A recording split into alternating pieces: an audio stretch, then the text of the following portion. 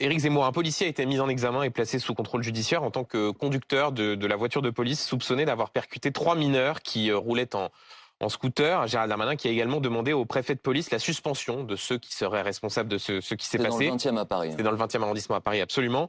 Est-ce que c'est un exemple là de violence policière C'est présumée? surtout un exemple de renversement sémantique. Pourquoi? Parce qu'on fait comme d'habitude des délinquants, des victimes, et comme d'habitude des policiers, des agresseurs.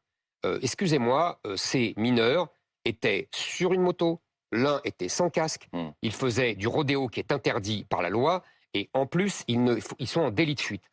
C'est une raison pour, comme ils le disent, aller les percuter Oui. pour les interpeller. Ah Je oui, suis favorable à ce que les Anglais font depuis quelques mois, c'est-à-dire ce qu'ils appellent le contact tactique.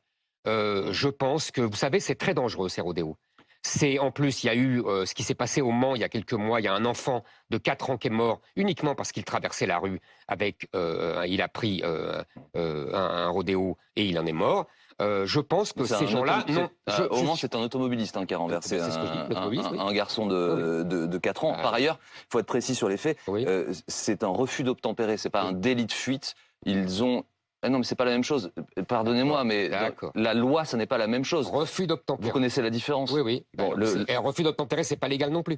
Non, mais le refus d'obtempérer, c'est refuser de s'arrêter lorsqu'on vous le demande. Le délit de fuite, c'est lorsque vous avez causé un dommage à quelqu'un, vous prenez la fuite suite à ce dommage. Mais le refus d'obtempérer, en général, précède le délit. Donc ça veut dire que vous êtes favorable à une évolution de la loi pour que les policiers français puissent percuter les véhicules? Je suis favorable à l'évolution de la loi et faire comme les Anglais.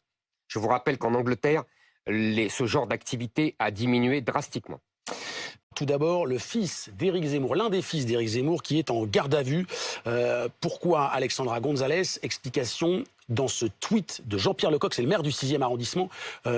Le fils d'Éric Zemmour responsable d'un accident.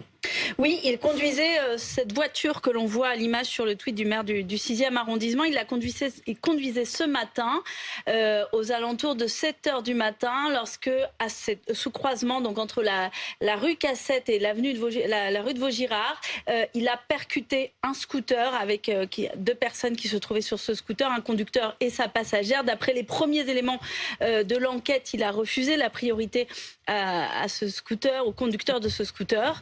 Les 2 personnes qui étaient à bord du scooter sont grièvement blessées. On nous parle en tout cas de blessures supérieures à 3 mois d'ITT, d'interruption temporaire de travail. Ils ont été transportés tous deux dans des hôpitaux différents. Le fils d'Éric Zemmour, lui, n'est pas blessé. En revanche, il avait un taux d'alcoolémie positif. Il est actuellement en garde à vue et donc une enquête a été ouverte pour cet accident.